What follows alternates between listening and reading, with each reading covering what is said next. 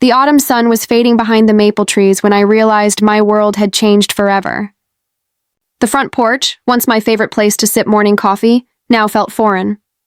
I, Margaret Walker, had lived in this house for over 40 years. It was where my late husband Robert and I built our dreams, raised our son, Ethan, and planned to grow old together. Every corner of this house held a memory. His laughter, the smell of his woodworking projects, the sound of Ethan's little feet running down the hall. But now the laughter was gone, and the walls echoed with silence that didn't belong to me anymore. When Ethan married Chloe, I welcomed her with open arms. She was smart, charming, and full of ambition, the kind of woman every mother wanted for her son. At least that's what I believed. For a while, everything was perfect. She helped me around the house, called me Mom, and made Ethan happier than I'd seen him in years. But little by little, things started to change. Chloe had ideas, new furniture, new colors, new modern ways of living that slowly erased everything Robert and I had built. My opinions began to sound outdated, my memories irrelevant. And Ethan, caught between us, started to drift further away. Then one morning, she brought the papers, documents that I signed without question, trusting my son completely. I thought it was just some financial update. But that signature, that one careless moment, took away everything I had left. Now, as I stand outside the house that once felt like my heart, I realize you don't always lose your home to time or tragedy. Sometimes, you lose it to love misplaced. When Ethan told me he was getting married, I felt the kind of happiness that only a mother can understand, a blend of pride, relief, and a quiet ache deep inside. My only son was starting a new chapter, and though part of me feared becoming less needed, I was grateful he'd found someone to love him. He'd been alone for too long after his father passed. I'd worried he'd buried himself too deeply in work and responsibility, always telling me, "Mom, I'll settle down when I find someone who feels like home." When I met Chloe, I understood what he meant. She was bright, confident, and seemed to have a light that filled any room she entered. The first time she visited, she brought a bouquet of lilies and a box of cookies from a local bakery. "You've raised an incredible man, Mrs. Walker," she said with a warm smile that reached her eyes. I liked her instantly. There was something refreshing about her, modern but polite, outspoken yet respectful. I thought, she'll be good for him. Their wedding was small, intimate, held in a cozy chapel just outside Columbus. As I watched them exchange vows, I couldn't help but tear up. Robert would have been so proud. That night, I went home alone to our big old house and sat on the porch with a cup of tea, thinking about how quickly life changes.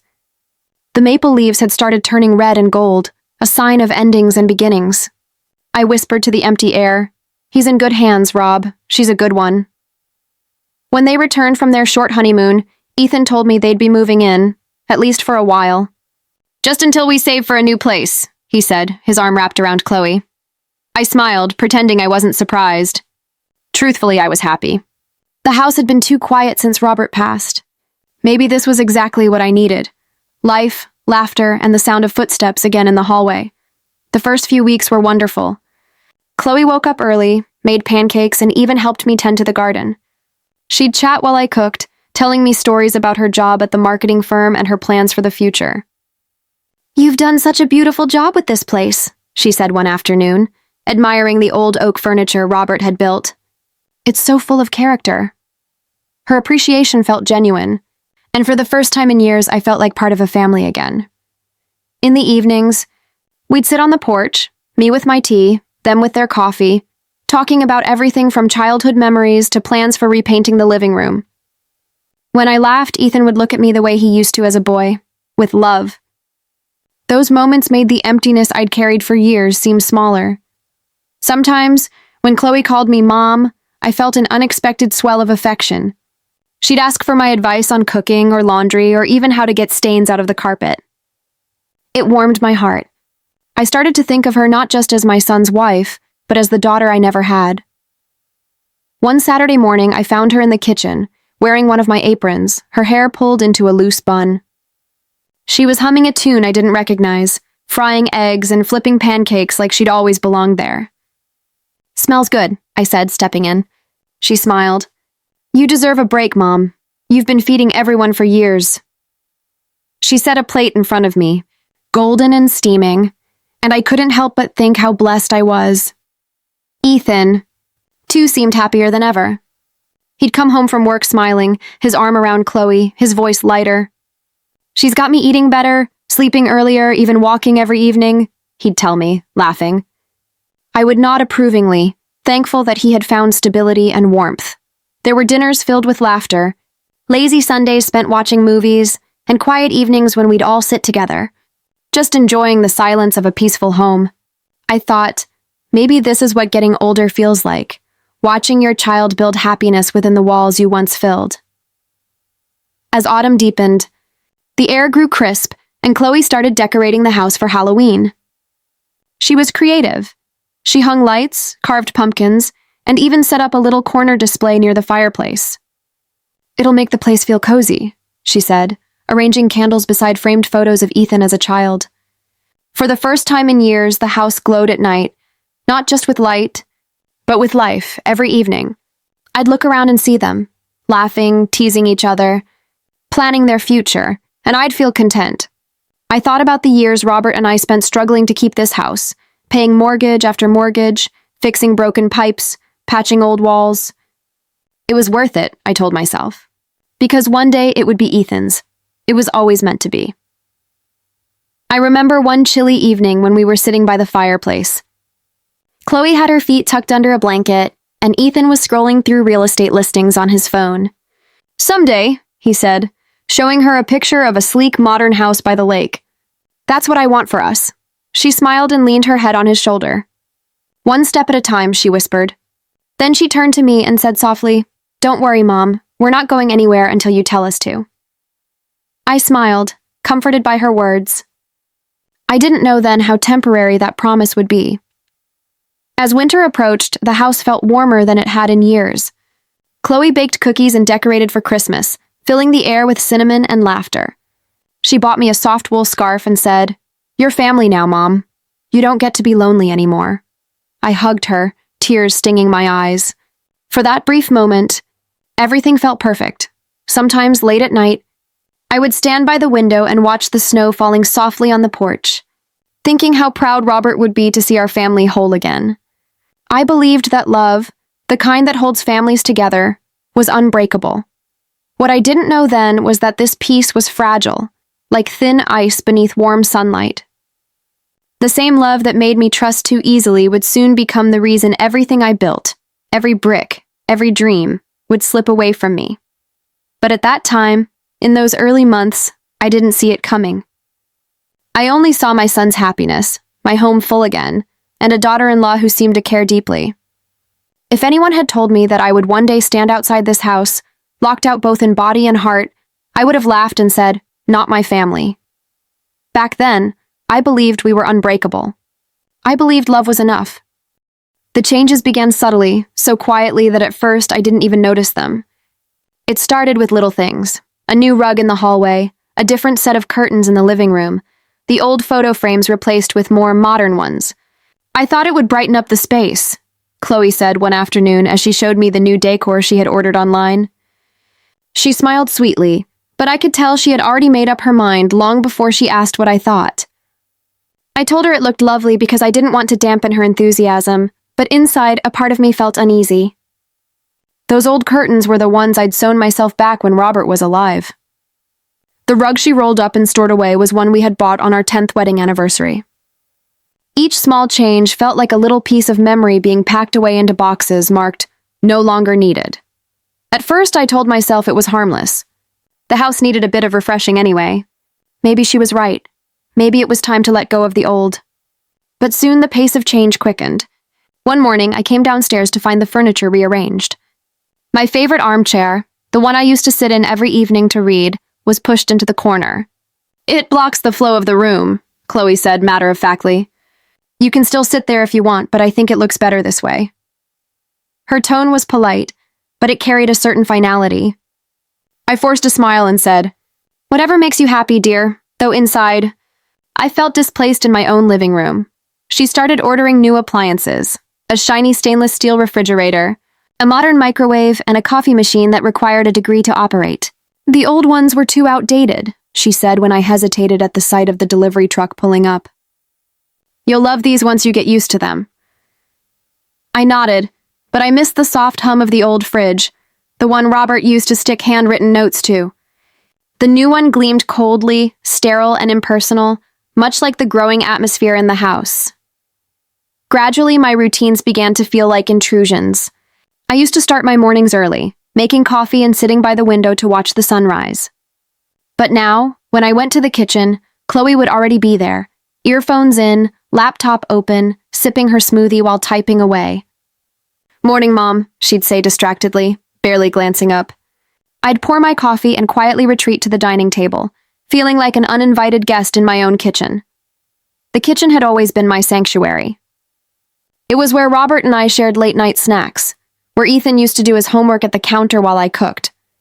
But little by little, Chloe made it her territory. She reorganized everything: the spice rack, the pantry, even the drawers. I could never find what I needed anymore. When I asked her where she'd moved the sugar, she laughed lightly. "You're so cute, Mom. I'm trying to make the kitchen more efficient. You'll thank me later." I nodded, but I felt small, irrelevant. Soon I stopped cooking altogether because it no longer felt like my space. Ethan noticed some of these changes, but he brushed them off with that easy smile of his. "Mom, Chloe's just trying to make the house feel like home for her too," he said one evening when I mentioned the rearranged furniture. "You've had your way for years. Let her have some say." I wanted to argue, to tell him that home wasn't about decor.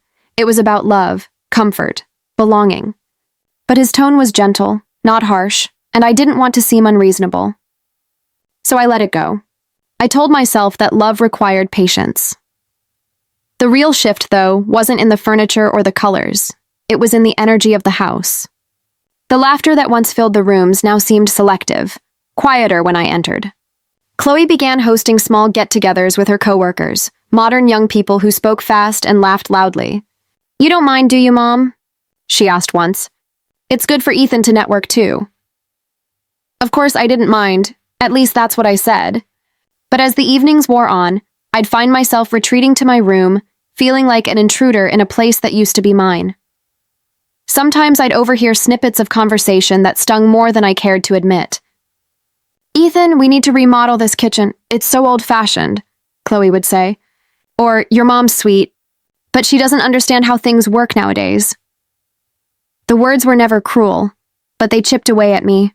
Bit by bit, she started making decisions without even consulting me, replacing curtains, hiring cleaners, even changing the landscaper I'd had for 15 years.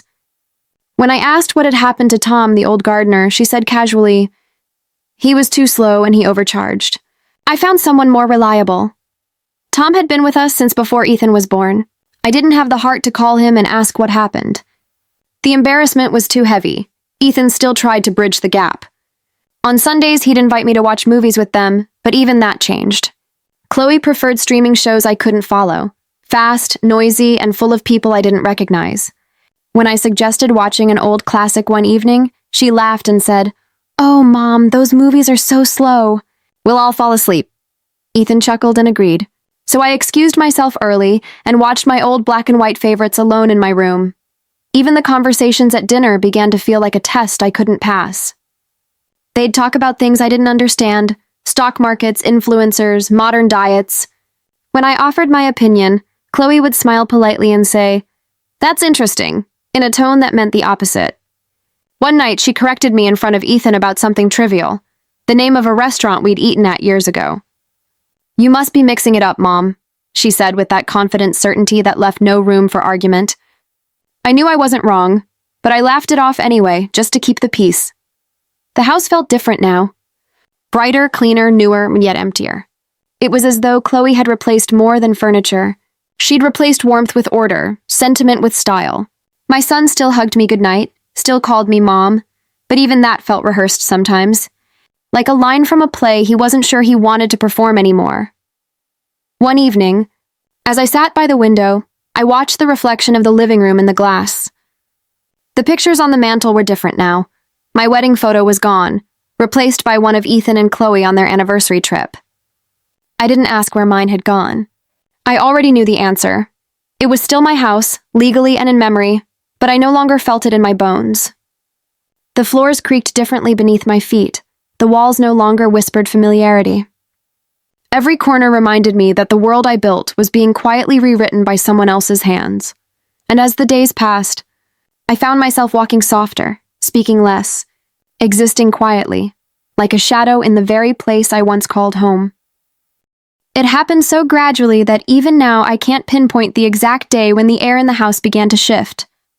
One moment it was laughter and warmth, and the next it was tension so thick it settled in the spaces between words. What used to be easy conversations with Ethan became cautious exchanges, tiptoeing around invisible boundaries that hadn't existed before. It started with small misunderstandings, moments that seemed harmless on the surface but carried a quiet sting underneath. One evening, as we sat down for dinner, I mentioned how much I missed Ethan's old habit of calling me during his lunch breaks. I said it with a laugh, just teasing, but Chloe's fork paused midair. "Oh, I didn't realize you were keeping score," she said, smiling thinly. Ethan looked up, confused, and I quickly brushed it off. "I was just joking, honey." But the rest of the meal passed in silence, and I could feel Chloe's eyes on me, assessing, calculating. After that, I noticed how she began twisting things, not outright lies, but subtle shifts in tone, half-truths wrapped in innocence. If I reminded Ethan of something we'd planned, she would chime in with, "Oh, I thought you said you didn't want to do that," turning it into my misunderstanding. If I made a suggestion, she'd gently disagree, always with that perfect smile that made me feel foolish for even speaking up. Ethan, who had once been so attentive, started siding with her almost unconsciously. "Mom, Chloe's right. You must have mixed it up," he'd say, and I'd nod, pretending I had. But every time it happened, a small piece of my confidence broke off, like a fragile chip from old glass. It was the emotional distance that hurt most, the slow unraveling of a bond that had once been unshakable. Ethan had always been my rock.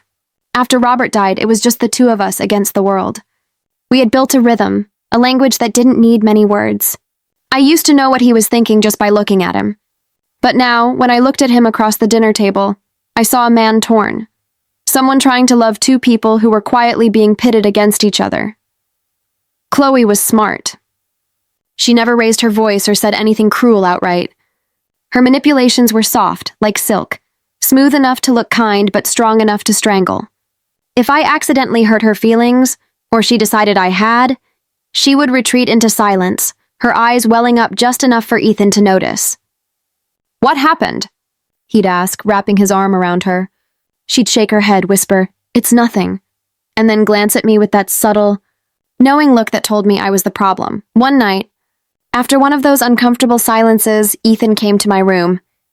"Mom, I think you're being too hard on Chloe," he said gently. I looked up from my sewing, confused. "Hard on her? What do you mean?" He sighed, sitting at the edge of the bed. "She says you don't like her suggestions, that you make her feel like she doesn't belong here." My throat tightened. "Ethan, I've done everything to make her feel welcome. She's the one who—" I stopped. His eyes were pleading, tired. I didn't have the heart to finish the sentence.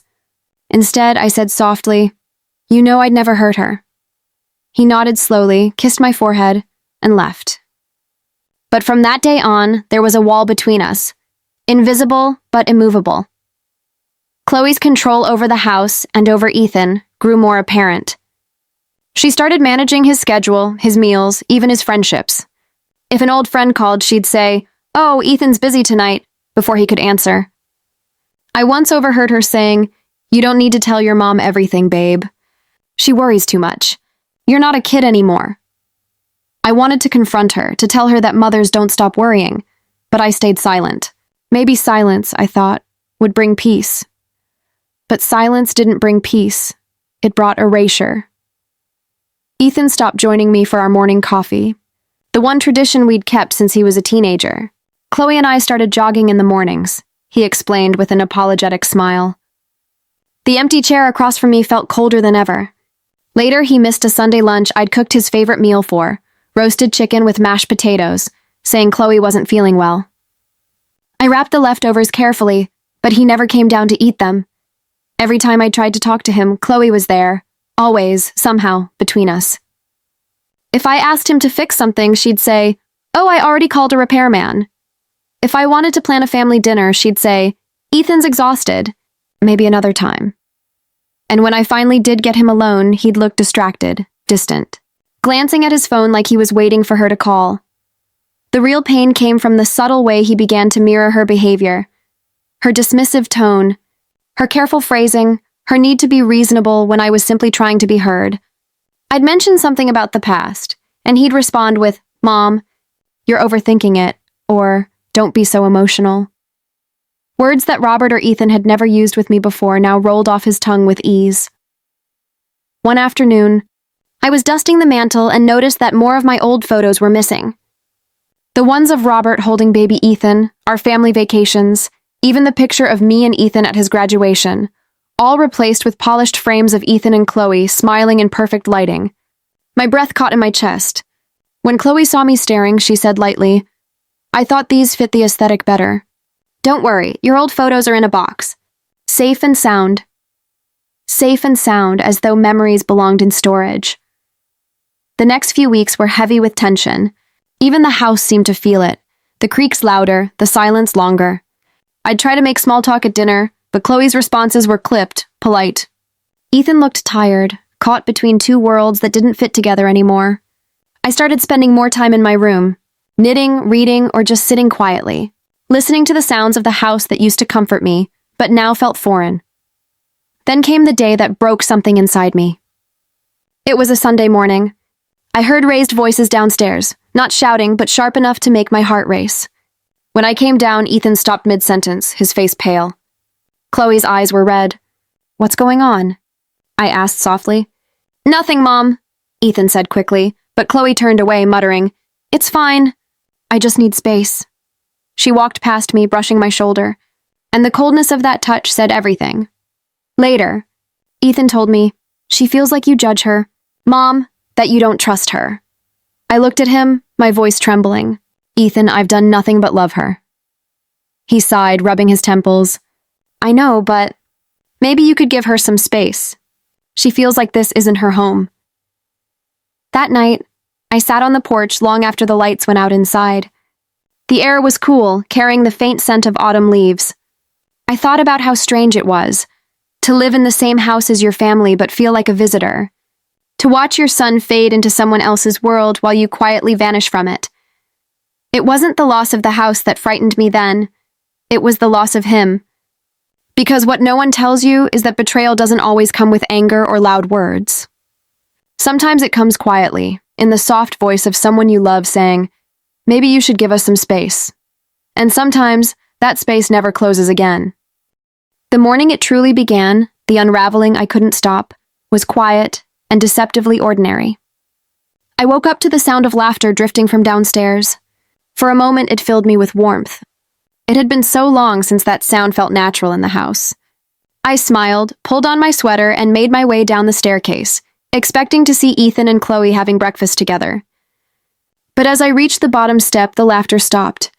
Chloe stood in the kitchen, her phone still in her hand, her expression tightening the moment our eyes met. "Oh, good morning, Mom," she said, her voice smooth but laced with that new politeness that made my stomach twist. Ethan turned in his chair and gave me a brief smile, one that didn't quite reach his eyes. "Morning, Mom," he said, his tone distracted. I noticed a stack of papers on the table, official-looking, with yellow tabs sticking out. "What's all this?" I asked lightly, trying to sound casual. Ethan hesitated. Chloe spoke first. "Just some house stuff," she said. "Nothing for you to worry about," I frowned.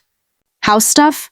That was my house, the one Robert and I had spent 35 years building, brick by brick, paycheck by paycheck.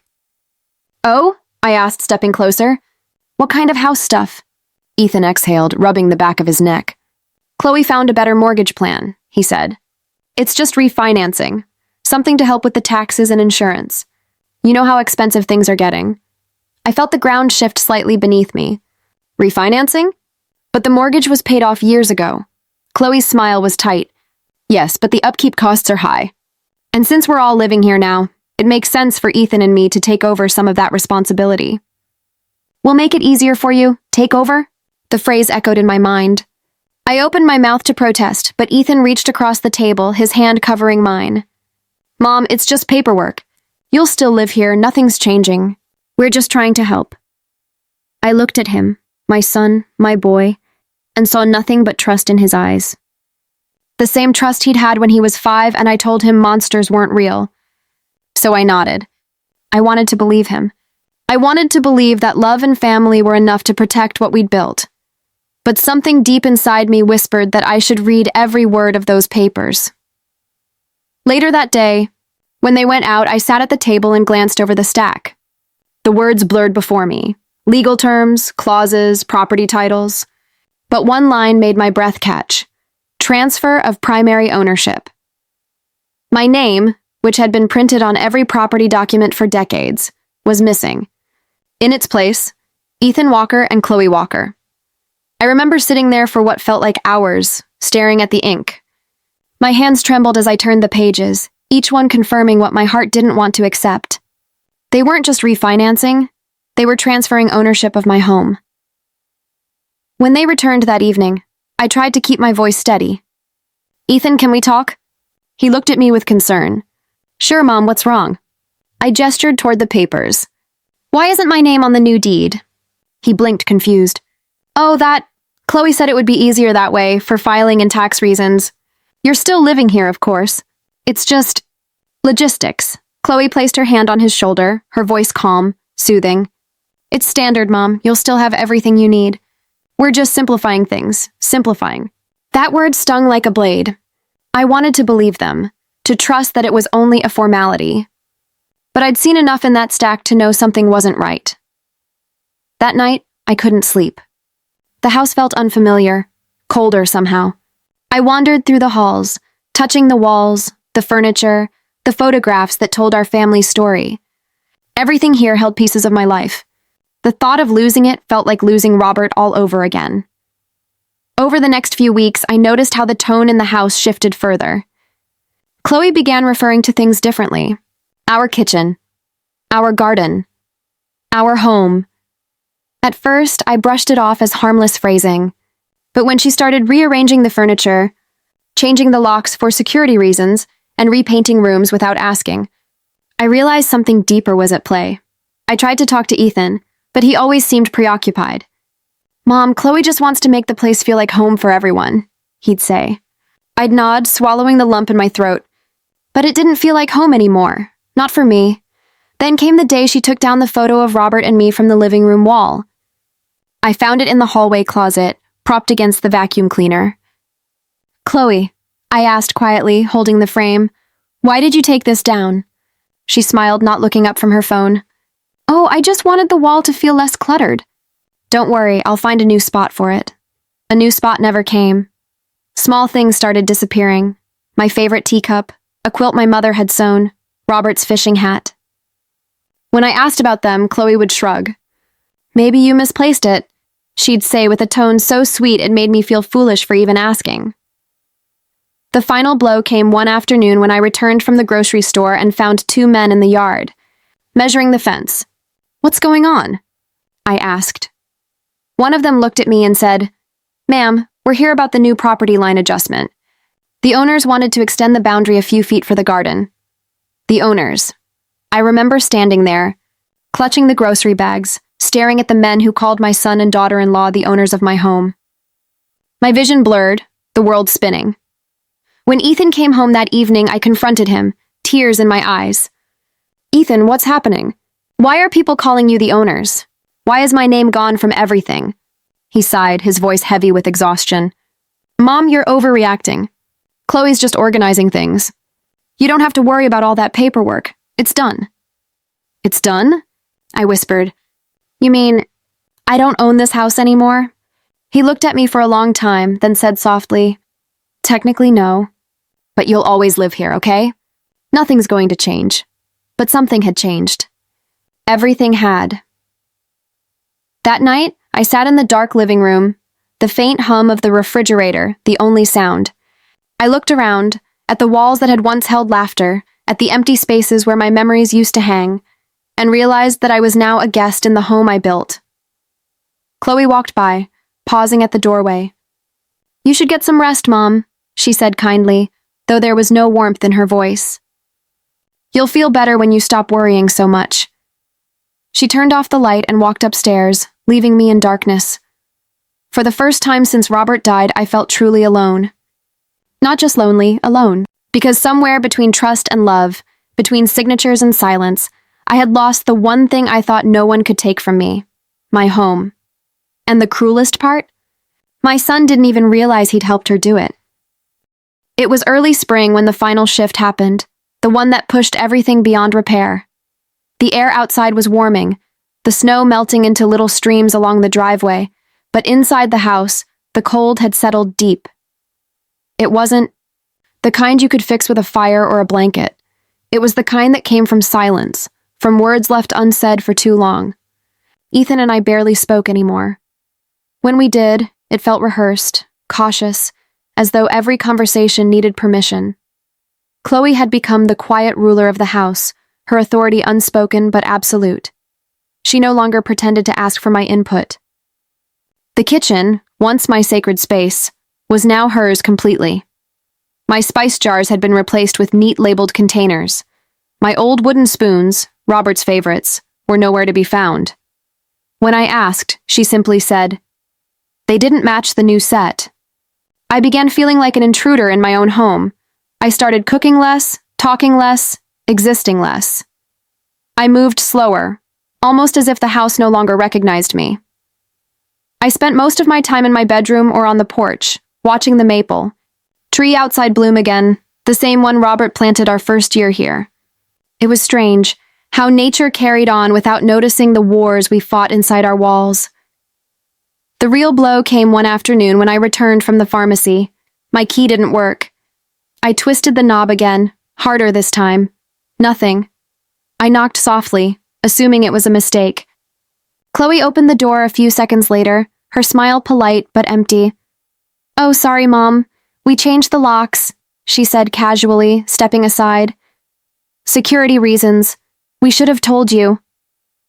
I stared at her, heart pounding. "Security? From what?" She shrugged.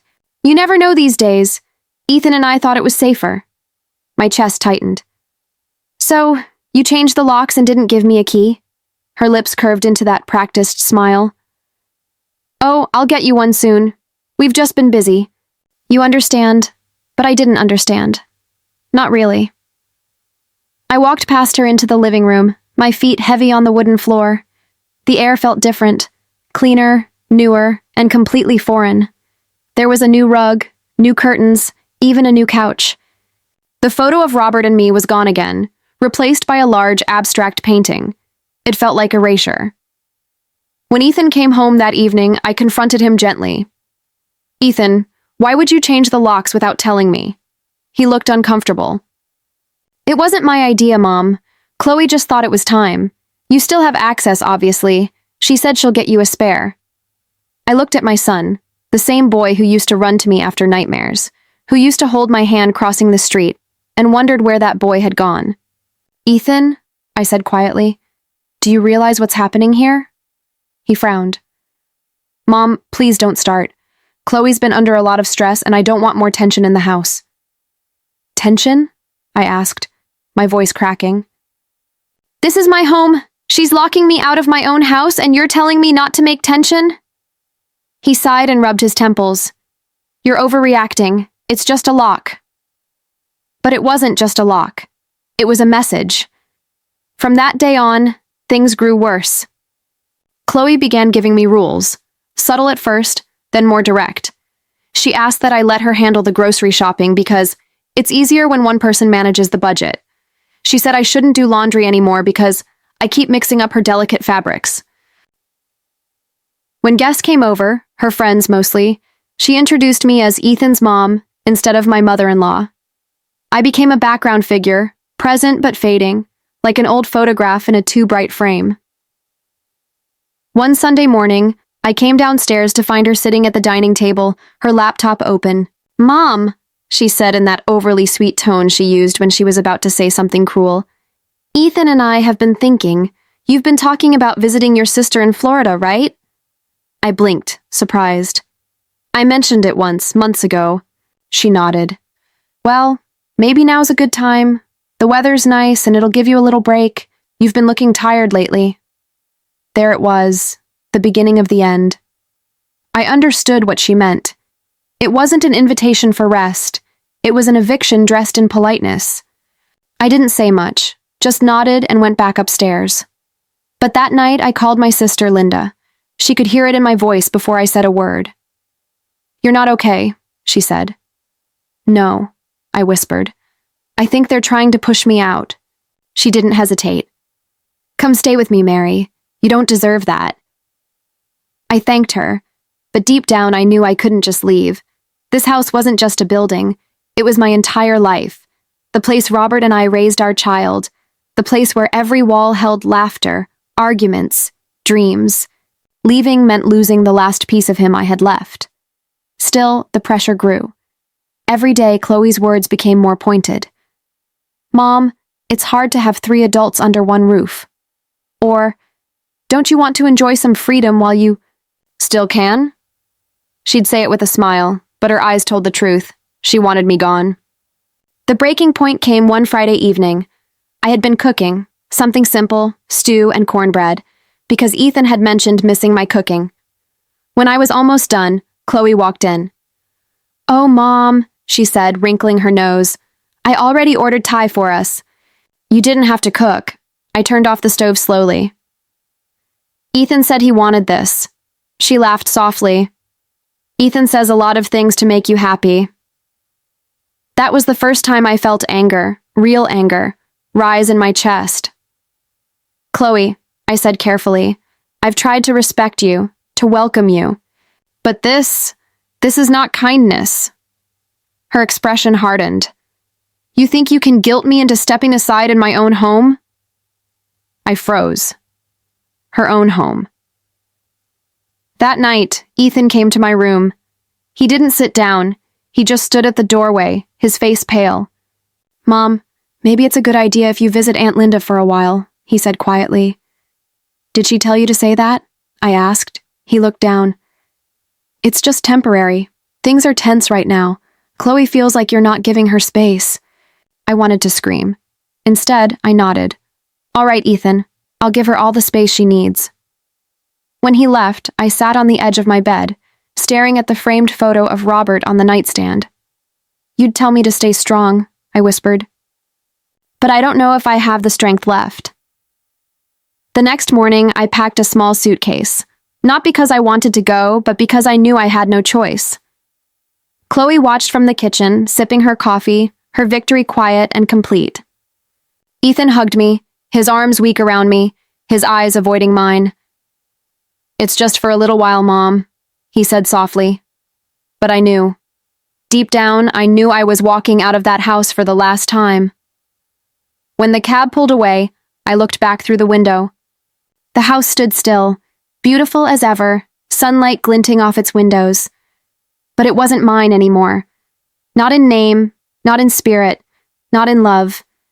And in that moment, I realized something cruelly simple. Losing a home doesn't happen when the ajo locks change or the deed transfers. It happens when the hearts inside no longer make room for you.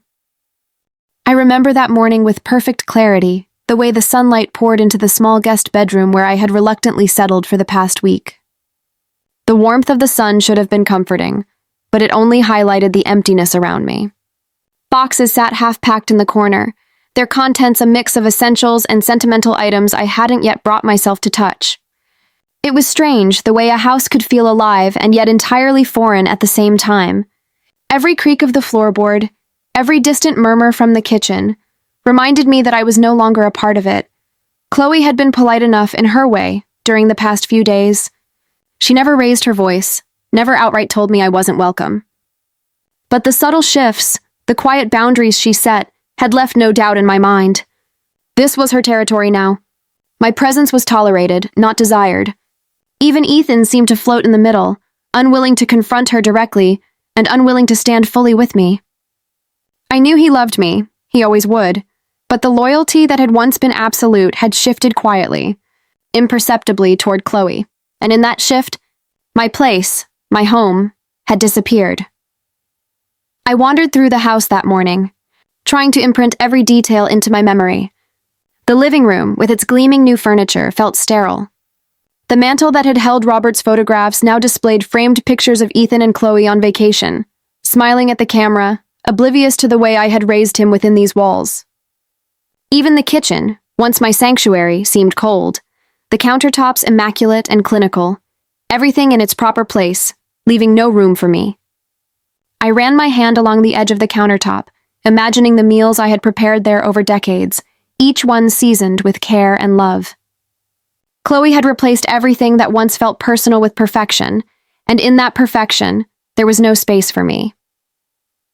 Packing was slow, deliberate, as though dragging out the inevitable might somehow soften it. I carefully folded my sweaters and placed them in my suitcase. I stacked my favorite cookbooks on top, pausing to brush my fingers over the worn edges. I considered leaving a note for Ethan, explaining how deeply hurt I was, how wrong this all felt, but the words stuck in my throat. He wouldn't blame Chloe, and I couldn't blame him, not entirely.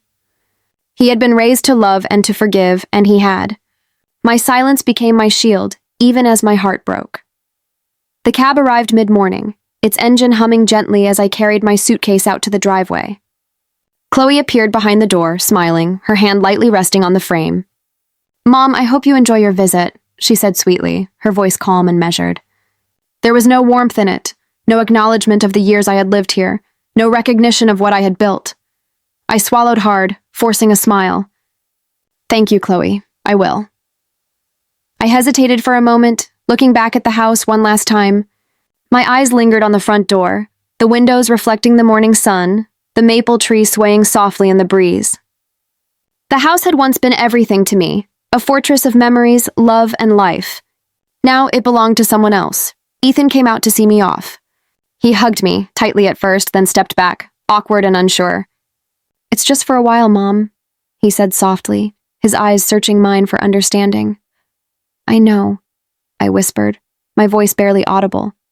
I wanted to tell him that it wasn't just for a while, that something fundamental had shifted between us. But I didn't. Instead, I forced a nod, tried to etch his face into my memory, and stepped into the cab. The ride was quiet. I stared out the window as the familiar streets passed, the houses I had walked by for years now looking like strangers' homes. Every turn of the wheels felt like a countdown to a life I didn't recognize anymore. I thought about the years Robert and I had spent here, raising Ethan, celebrating holidays, enduring hardships together. Every corner of that house held a story, and yet each one had been erased in subtle, deliberate ways, replaced with new stories that didn't include me. When I arrived at my sister Linda's house, the contrast was stark. Her home was warm, welcoming, filled with the familiar chaos of a family living fully within it. Linda hugged me tightly, whispering words of comfort, but her home, though kind and familiar, could not replace the one I had lost. I unpacked my suitcase in the guest room, laying out my few belongings in neat stacks, but the feeling of displacement lingered. It wasn't just about space. It was about ownership, about belonging. Days turned into weeks, and I tried to adjust to this new rhythm. I went for walks in the neighborhood, I helped Linda with her garden, I even tried cooking for the family, but each act felt like a shadow of what it once had been. I realized, painfully, that losing a home isn't just about leaving walls and furniture behind. It's about losing the intangible, the sense of control, of comfort, of identity. That house had been my anchor, the place where I felt secure and alive. Now, even my memories of it were tinged with the ache of absence. I kept in touch with Ethan through phone calls, brief and polite, always careful to avoid conflict. Chloe was always there in the background, her presence like a silent barrier between us. I could sense her influence in every conversation, every word carefully chosen, every small omission designed to distance me further. I told myself it was for Ethan's happiness, that perhaps this was the natural course of life, the older generation making way for the younger. But the knowledge did little to soften the pain. One evening, as I sat on Linda's porch watching the sunset, I thought about the home I had left behind. The thought of stepping back into it one day seemed impossible. I realized that the home I had lost was more than bricks and mortar. It was a repository of my life, a testament to love, resilience, and memories. And in losing it, I had lost a piece of myself. There were moments when I felt anger toward Chloe, the woman who had quietly, meticulously claimed what was mine. But I also felt sorrow for Ethan, caught between loyalty and love, trying to balance two worlds that would never fully coexist. I understood, perhaps too late, that love alone cannot always prevent loss. Sometimes, the people you trust the most become the instruments of your displacement, not out of malice, but out of self-interest and ambition. I began to write in a journal each night, recording memories, stories, and the small details of the house I had lost. It was a way to keep my connection alive, to preserve the essence of what once was. The smell of Robert's old cologne, the sound of Ethan's laughter echoing down the hallway, the warmth of the fireplace in winter, all of it lived in my words, even if it no longer existed in the physical world. Months passed, and slowly, I accepted that the house was gone, that the place I had called home for decades now belonged to others. But acceptance didn't mean forgetting. I realized that some losses cannot be reversed, that some spaces, no matter how filled with memories, cannot be reclaimed once they are taken from you. And yet, even in this quiet sorrow, I discovered a strange resilience. I found strength in remembering, in holding on to what no one could take from me, the life I had lived, the love I had given, and the family I had raised. My home was gone, but the essence of it, the love, the memories, the life, lived on inside me, untouchable, unmovable, eternal. That day, when I finally closed the door behind me for the last time, I understood something profoundly simple yet painfully true. A house is more than walls and windows. It is the life within it. And when that life shifts, when love and trust are manipulated, when the people you cherish turn the keys in someone else's favor, the home you knew can vanish in an instant. But the memories, the love, the experiences, those remain. They remain even when the door is closed and you are left standing outside, facing the world anew, carrying your past as your only treasure. And in that quiet realization, I found the courage to keep going, to build new routines, and to live again, even if it would never feel quite the same.